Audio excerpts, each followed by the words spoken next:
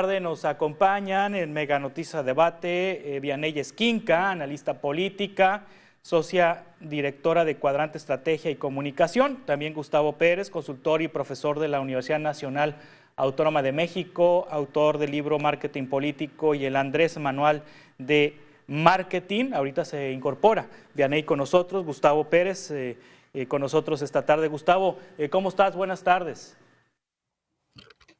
Hola, ¿qué tal? ¿Cómo estamos, querido Juan Carlos? Auditorio, también por ahí ya veo que ya está Vianey con nosotros.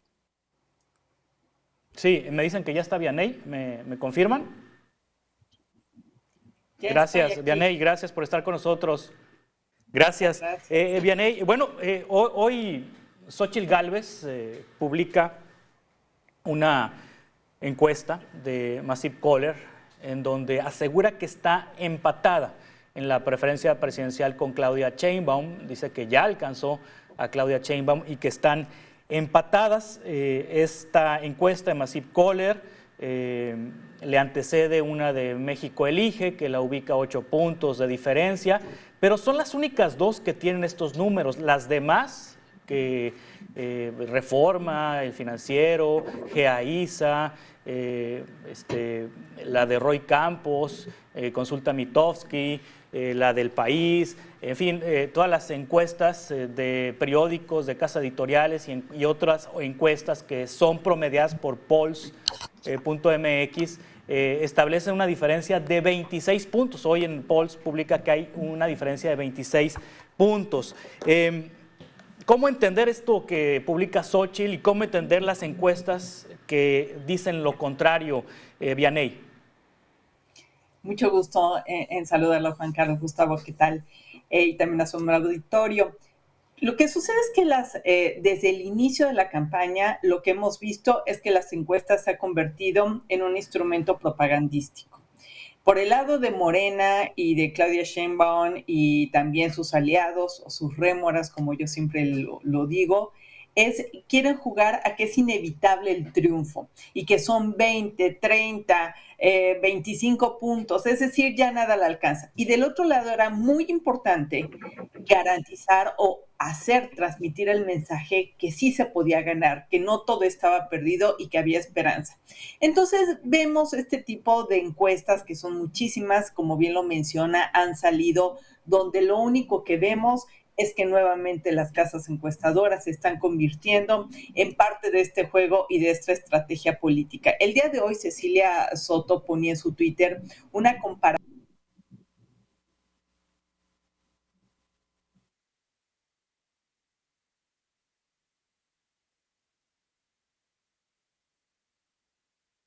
A ver, parece que perdimos a Vianey Esquinca.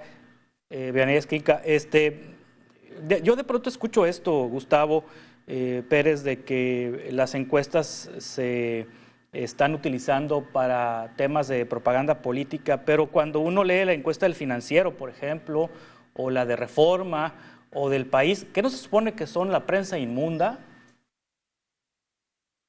Bueno, depende de qué ángulo estemos observando, ¿no? Si nos favorece la encuesta, va a ser la mejor encuesta, por supuesto. Si es una encuesta que no nos favorece en nuestra campaña, pues vamos a tratar de demeritarla y decir que es una encuesta pagada. A ver, la realidad es que las casas encuestadoras sí se han convertido en un negocio. Eso hay que dejarlo claro. Pero también hay que ser bastante, pues hay que tratar de concientizar a la gente, ¿no? Aquí la única encuesta que va a valer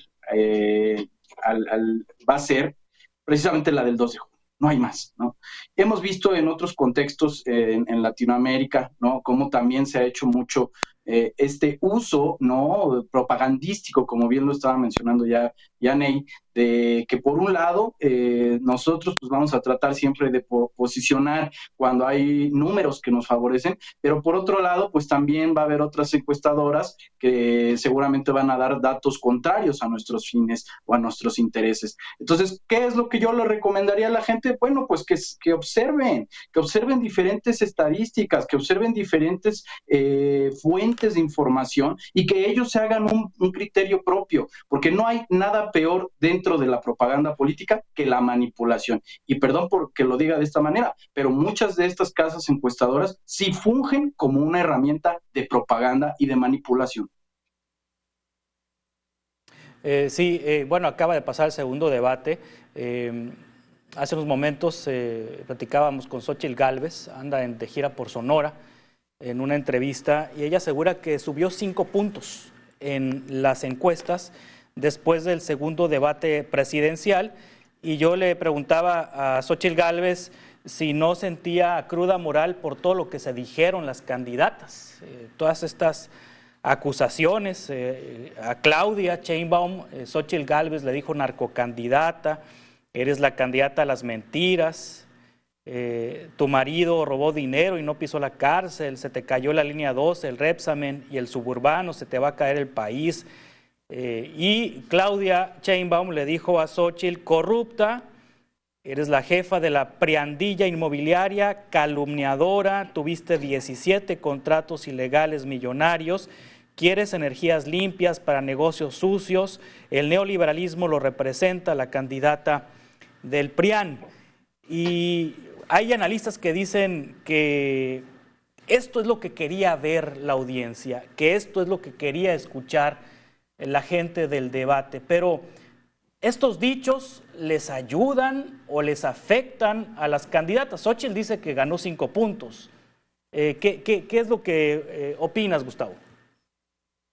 Bueno, mira, me parece que sí es algo que la gente quería ver, ¿no? Esa es la realidad. Cuando un auditorio ve un debate de esta naturaleza, pues no es que vaya realmente a tener, por ejemplo, un fichero con el cual vaya a estar poniendo los checks de, pues sí dijo la propuesta tal, pues mira, qué bueno que ya hizo esta, tiene estructura en esa.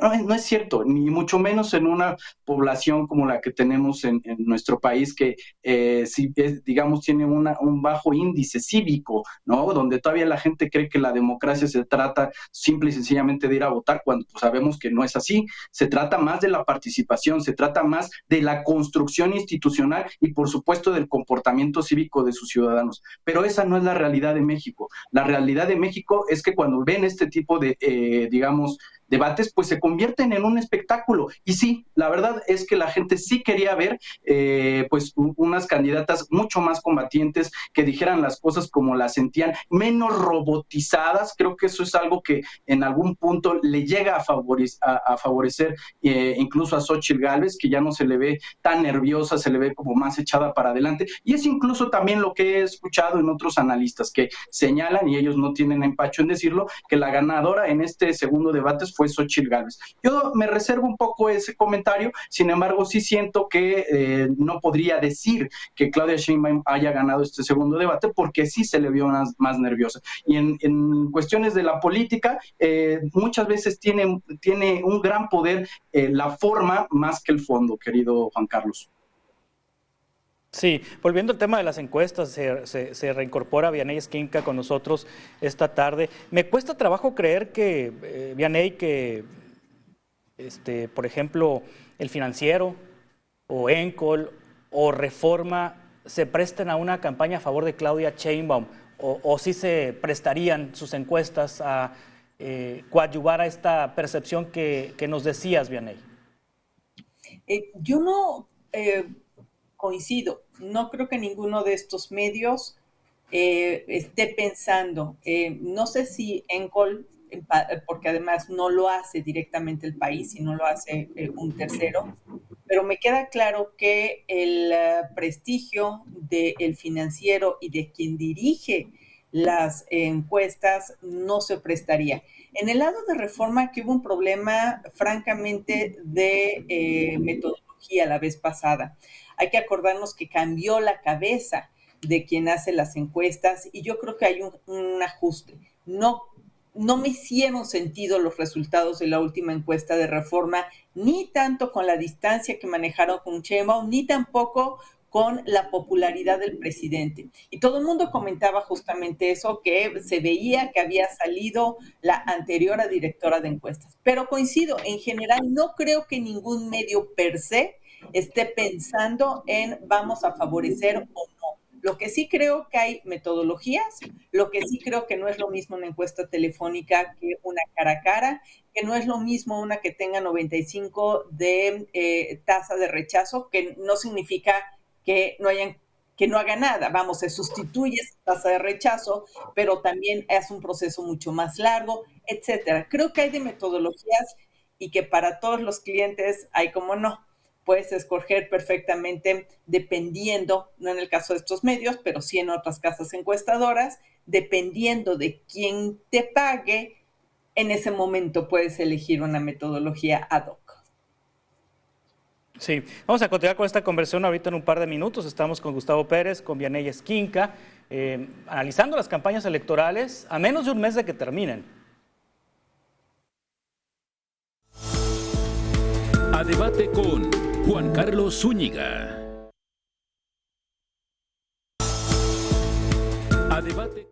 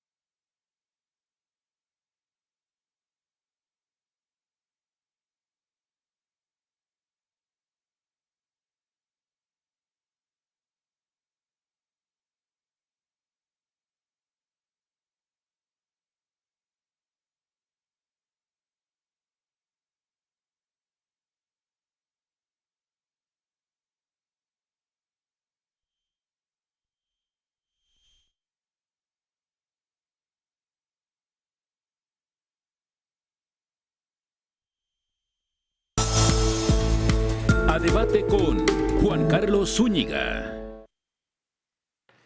En el segundo debate entre los candidatos a la presidencia se abordó el tema de la pobreza y la desigualdad. Xóchitl Gálvez, de la coalición Fuerza y Corazón por México, se pronunció por un programa alimentario mediante el cual se podrá reducir la pobreza extrema. También señaló que apoyaría la reducción de la semana laboral a 40 horas, pero lo condicionó a que se diseñen apoyos fiscales a las empresas para soportar estos cambios. Claudia Sheinbaum, de la coalición Sigamos Haciendo Historia, dijo que brindará seguridad social a las y los jornaleros agrícolas, además de repartidores de productos adquiridos mediante aplicaciones. La candidata morenista destacó que se buscará que los pueblos originarios sean sujetos de derecho y tengan planes de justicia. Jorge Álvarez Maínez, de Movimiento Ciudadano, se pronunció por establecer un programa nacional de primaria infancia que ponga el acento en la igualdad de oportunidades con salud emocional, nutricional y mental para las niñas y los niños. Anunció un programa nacional de vivienda que garantice el derecho a la vivienda y no sea capturado por grupos políticos como el cártel inmobiliario de la Ciudad de México. Estamos conversando con Gustavo Pérez, consultor y profesor de la UNAM, autor del libro Marketing Político y el Andrés Manual de Marketing. Vianey Esquinca, analista política, socia directora de Cuadrante Estrategia y Comunicación. Gustavo, de tener Claudia Sheinbaum esta ventaja que aseguran las casas encuestadoras que tiene, de 2 dígitos, de más de 20 puntos, ¿sería estratégico para la oposición tener un plan B o un plan C, así como lo tiene el presidente? Con respecto a las cámaras. No, bueno, ya independientemente de lo que digan estos números, uno de los grandes sueños que iba a tener o que tenían planificados justamente el movimiento morenista o de la Cuarta Transformación, pues era hacer ese eventual plan C, ¿no? Que era el tener la mayoría calificada, y hay que decirlo con todas sus reservas, porque una de las grandes cosas que ellos querían hacer era una reforma sustancial a la Constitución, por no decirlo de otra forma, porque tal cual el programa de Sheinbaum lo dice, generar un nuevo constituyente, es decir, llamar a la generación de una nueva Constitución. Eso sí que estaba, digamos, bastante complicado para todos los mexicanos, porque si nosotros nos ponemos a pensar en lo que pasó la última vez que nos metimos a hacer una nueva Constitución, pues eso fue una revolución, ¿no? La que nos llevó a generar una nueva Constitución, para que veamos el calibre de lo que se estaba proponiendo. Pero ya no es así. El escenario en el cual estamos ya desenvolviéndonos nos indica que Morena está buscando la mayoría simple, si acaso. Es prácticamente imposible que vaya a tener una mayoría calificada, y hay que decirlo también, en el caso de que llegue Claudia Sheinbaum a gobernar, pues también estamos viendo que va a haber varios estados que muy posiblemente no vayan a quedar en manos de Morena. Va a tener que ser un gobierno mucho más abierto a la negociación, y en ese sentido, tratando de responder tu pregunta, me parece que la propia coalición tiene más en la mira, incluso que buscar la presidencia, tiene más la mira de buscar tener el mayor número de escaños y el mayor número de posiciones a nivel local. Entonces, yo creo que si bien me parece que está haciéndose un esfuerzo por parte de la oposición de impulsar a Xóchitl Gálvez, la realidad es que los partidos políticos tienen más, digamos, el planteamiento inicial de buscar esas posiciones en primer lugar a nivel local y después en los diferentes congresos que están en disputa. Sí, Vianey Esquinca, también esta semana, después del debate, ha habido exhortos de dirigentes de oposición, Alejandro Moreno, el dirigente del PRI nacional, a Jorge Álvarez Maínez y a Movimiento Ciudadano para que decline por Xóchitl, y también desde la oposición representada por Xóchitl Gálvez están llamando al voto útil a quienes pretenden o buscan o tienen la intención de votar por Movimiento Ciudadano. Ya Jorge Álvarez Maínez dijo que si quieren que haya declinación, que sea por él, es decir, que Xóchitl decline por él. ¿Es un escenario improbable? Yo veo que sí, que absolutamente, porque lo comentaba Gustavo, el hecho de que ahorita justamente se están peleando mayorías. Movimiento Ciudadano se convirtió en una fuerza muy importante actualmente, es decir, con el PRI prácticamente desapareció, el PRD se volvió un partido prácticamente testimonial y Movimiento Ciudadano se fortaleció. Entonces, aunque en el fondo todo el mundo quisiera en la oposición ver que Movimiento Ciudadano se diera, esto no va a suceder, porque ellos también están peleando por sus propios senadores, por sus propios diputados, por mantener lo que tienen, por ejemplo, en Jalisco, por ganar más espacios. Entonces, aunque quedara en tercer lugar y quedara, vamos a suponer, con entre 8 y 10 puntos Maínez, eso les daba para tener más senadores y más diputados. Entonces, es una cuestión aquí no de la presidencia. Yo sé que son llamados a misa, yo sé que es una manera de presionar, pero como partido, por supuesto que no lo van a hacer, porque no lo conviene ceder cuando pueden recuperar o que pueden tener más espacios, no solamente a nivel federal, sino también a nivel local. Sí, Gustavo Pérez, Xóchitl Gálvez también ha dicho, si vota el 65%, estamos del otro lado, es lo que dice Xóchitl, está ella del otro lado, pero se antoja difícil que haya una participación del 65%. Sí, es difícil. Además, hay que recordar que no son las mismas condiciones del 2018, donde se alcanza 63-64% de participación, es decir, fue muchísimas personas las que salieron a votar. ¿Pero por qué? Porque había un hartazgo por parte de un presidente que fue bastante omiso y de un candidato que llevaba 18 años en campaña. Entonces, no sorprende que haya existido un gran arrastre, y ese arrastre además le favoreció, por supuesto, a la fuerza que impulsaba a ese candidato tan popular como lo fue López Obrador. Este no es el caso. Aquí estamos hablando de que hay dos candidatas que no son súper populares, que digamos sus designios tampoco llevan una carrera tan larguísima como fue la del propio López Obrador, y que pues hay que decirlo también, su carisma no es algo que reluzca, ¿no? Entonces, yo lo que veo es que puede ser que y me parece que el dato es acertado, creo que si se llega a tener una participación que supere el 64%, Xóchitl Gálvez sí tendría la capacidad o la posibilidad de ganar la elección por una simple y sencilla razón. Cuando nosotros estamos pensando en la campaña de Claudia Sheinbaum, desde que inició le decíamos, me parece que incluso fue con la presencia también de Vianey, decíamos, lo que Claudia quiere es que ya se acabe la elección. ¿Por qué? Porque ella estábamos diciendo que ella ya arrancaba de sus máximos y sigue siendo igual por la situación de que en las propias propuestas de campaña que hemos visto, en los propios debates, no hay nada nuevo detrás de la campaña de Claudia Sheinbaum. Es decir, no va a tener gente nueva que vaya a apoyar ese movimiento. Ya ellos lo que se van a dedicar es a generar una movilización de la estructura, que la han tratado de ir aceitando, la han tratado de mantener con los diferentes, pues digamos, eventos que ha hecho el propio presidente, ¿no? En las consultas y demás situaciones que ha generado, pero la realidad es que quienes realmente podrían movilizar que se vaya de un lado u otro la elección sería la clase media. Eso es muy importante de decir. Y a mí también por ahí me han comentado, me han preguntado, oye, ¿qué papel entonces jugarían? Si estamos hablando simple y sencillamente de la clase media, ¿qué papel jugarían los jóvenes? Aquí es una situación muy interesante porque decían, bueno, lo hemos estado comentando en otros foros, de que Movimiento Ciudadano justamente va por el sector más juvenil, ¿no? La gente que va al primer voto o de, digamos, entre 18 y 20, 21 años más o menos es realmente su target. Y aquí lo interesante es que si ellos llegan a robarse una parte de ese pastel de los jóvenes, no le están haciendo un favor a Morena, porque Morena son los que tienen ese sector muy dominado por la cuestión de las becas. Entonces me parece que ahí están jugando con una situación bastante complicada, que se está volviendo complicada en la campaña de Claudia Sheinbaum.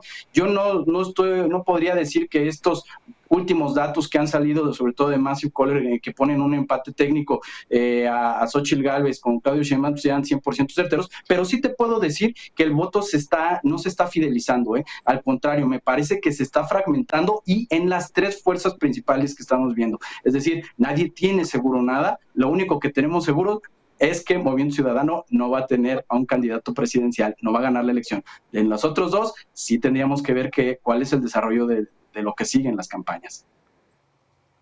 Sí, Vianey, ¿ha sido una campaña aburrida? ¿Han sido campañas aburridas? En general sí, se ha puesto bien, digamos, en las últimas semanas, semana y media, el debate tuvo que ver también esta estrategia que no hay que regatearle al Movimiento Ciudadano ni a los creativos. Los creativos, cuando no tienen fondo, como es el caso de Álvarez Maínez, que no tiene fondo, tiene que hacer una estrategia basada en la forma. Y hay que reconocerle que Movimiento Ciudadano ha hecho una campaña de forma. El fosfo, el anaranjado, la canción que es muy pegajosa, que lograron que se metiera en algunos antros, y esto no necesariamente tiene que ser orgánico, pudo haber una inversión, pero se viralizó el hecho de que hagan el baile y demás, es decir, mucha forma, de alguna manera ha logrado despertar, incluso lo hemos visto con algunos movimientos de los números. Pero antes de esto, no solamente había sido aburrida, con algunos disparos por ahí, no sé, lo que pasó, por ejemplo, en la bancaria de Acapulco y de repente algunos foros, pero en general había sido muy plana en los 2 primeros meses. Lo que sí vemos es que en la última recta no solamente vamos a ver más críticas, sino también polarización y sobre todo seguridad. El tema que están pasando los candidatos está enardeciendo. Cosas como, por ejemplo, lo que sucedió en Morelos, que en los últimos 3 días fueron un comando a meterse a un hospital privado donde mataron en una avenida principal, tal. Lo único que está haciendo es calentar las plazas, como se dice. Todo esto entonces va a hacer que este último mes de campaña, Juan Carlos, Gustavo, se convierta en un verdadero riesgo para candidatos. Seguramente todas las candidaturas van a subir la agresividad y yo no descarto que vamos a ver más filtraciones de videos, más filtraciones de audios, más filtraciones de documentos para balancear la contienda electoral. Lo que habíamos visto en otros momentos, creo que ahora se va a concentrar más como parte de la estrategia de campañas. Vamos a continuar con esta conversación ahorita en un par de minutos en Mega Noticias a Debate. A Debate con Juan Carlos Zúñiga.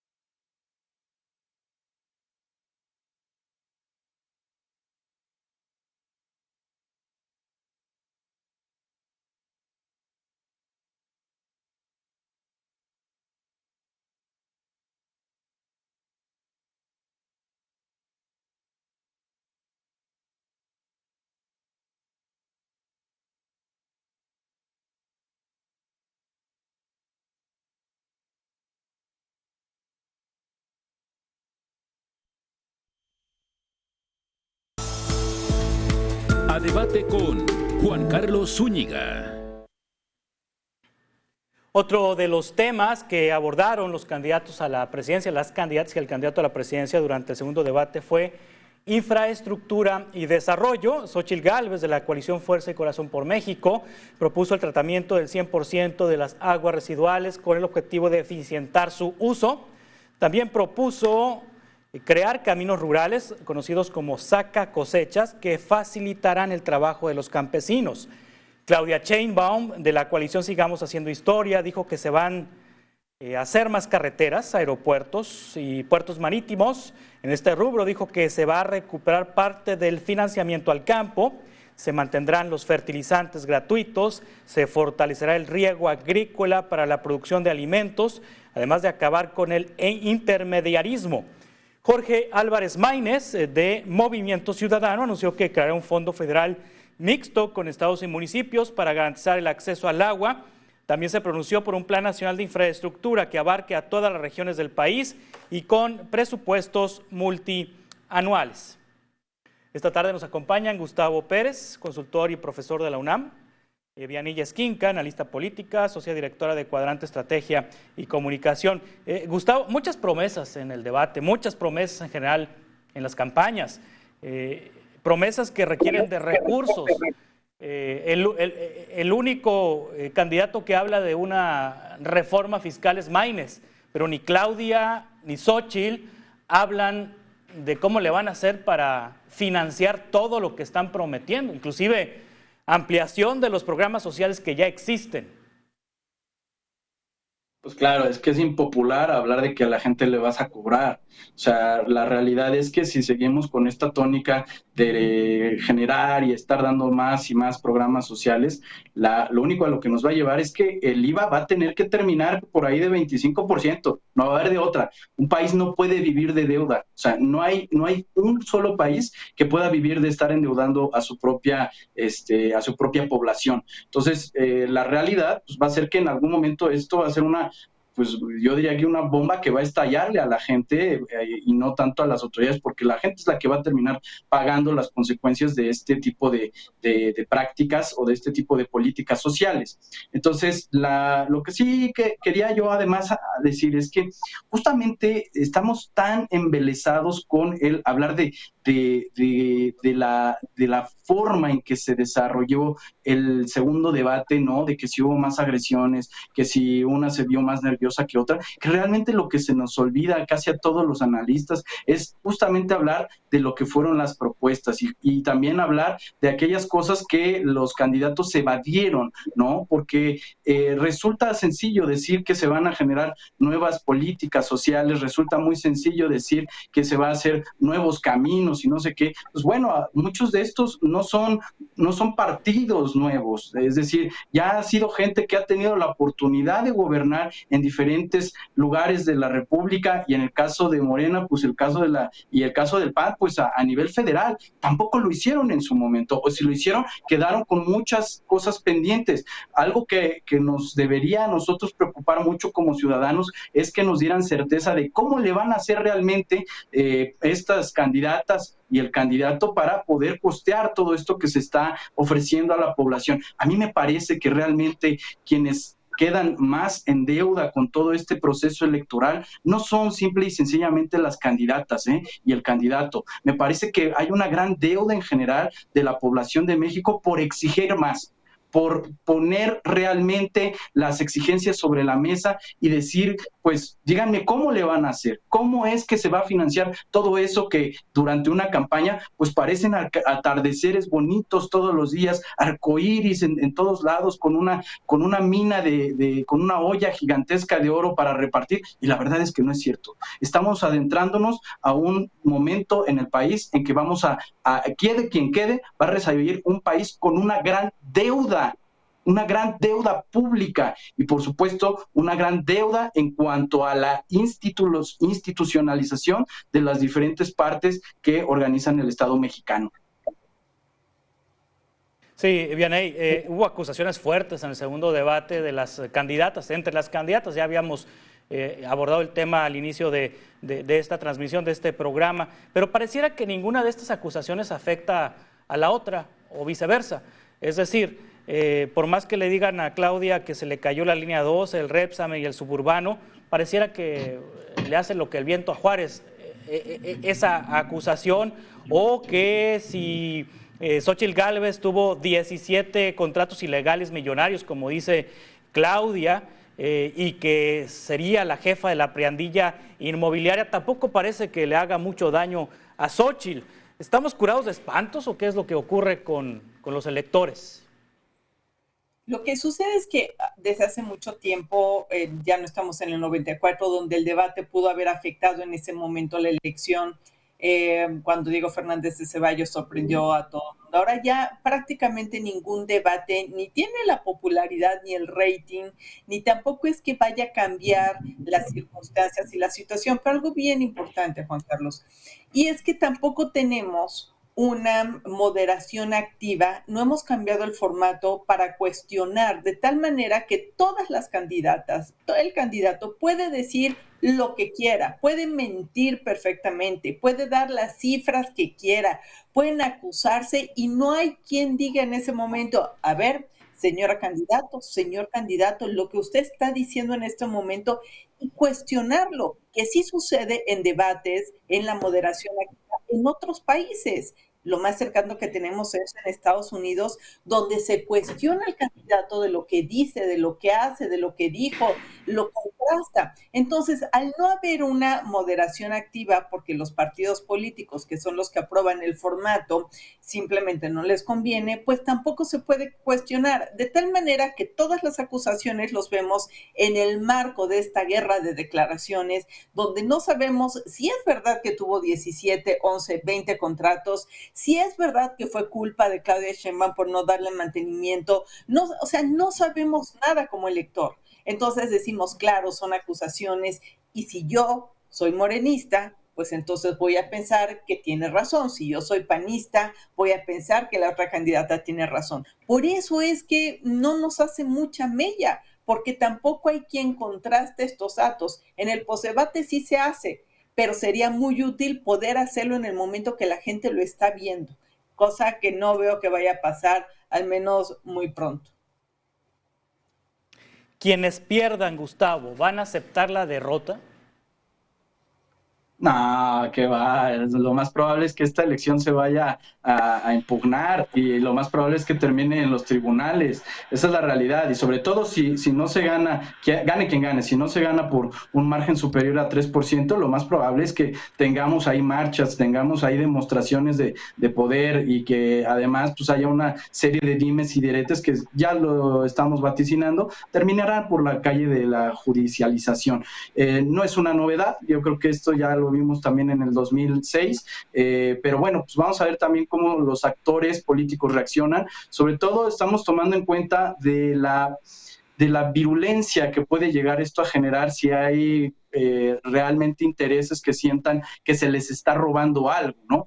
Me parece que el gran tamiz va a terminar siendo la Cámara de Diputados y la Cámara de Senadores, donde realmente podemos decir, parece ser que la tendencia iba por acá, porque históricamente no ha habido todavía un voto cruzado en el caso de México cuando hay elecciones federales, ojo con eso. Cuando ha habido elecciones estatales sí que ha habido votos cruzados, pero la tendencia desde que tenemos ya estos ejercicios de pues una democracia germinal, el que queda en la presidencia por lo regular es el que arrastra también con las mayorías, ¿no? En el Congreso, sobre todo en la Cámara de Diputados. ¿Están preparados los actores electorales, el Tribunal Electoral, el Instituto Nacional Electoral, pero sobre todo el Tribunal Electoral para enfrentar conflictos postelectorales, Vianey? Hace un par de semanas, un par de meses, cuando tuvimos una previa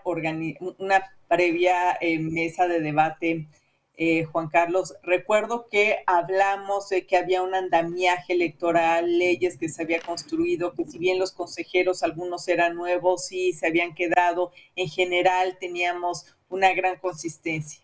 Sin embargo, a estas últimas alturas, cuando vemos conflictos, cuando vemos que el INE no fue capaz de preparar unos debates adecuadamente, donde no tuvo producción, donde todo el tema de la capacitación y del rezago está ahí, sí es para preguntarse. Y en el caso del tribunal, las cuestiones y los rompimientos internos entre los magistrados, todo eso lleva a que lo único que diría es, no nos queda de otra.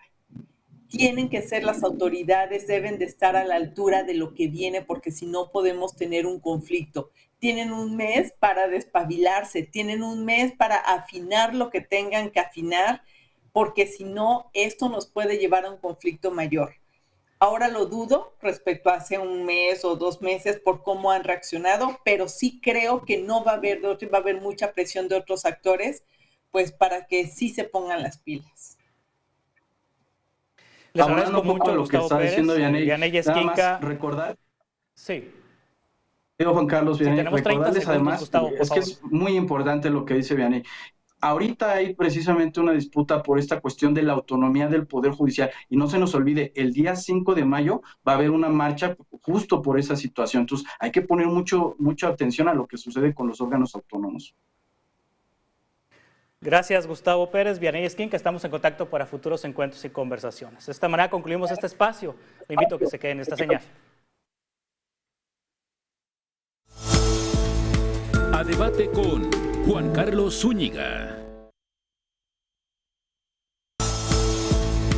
A debate con Juan Carlos Zúñiga.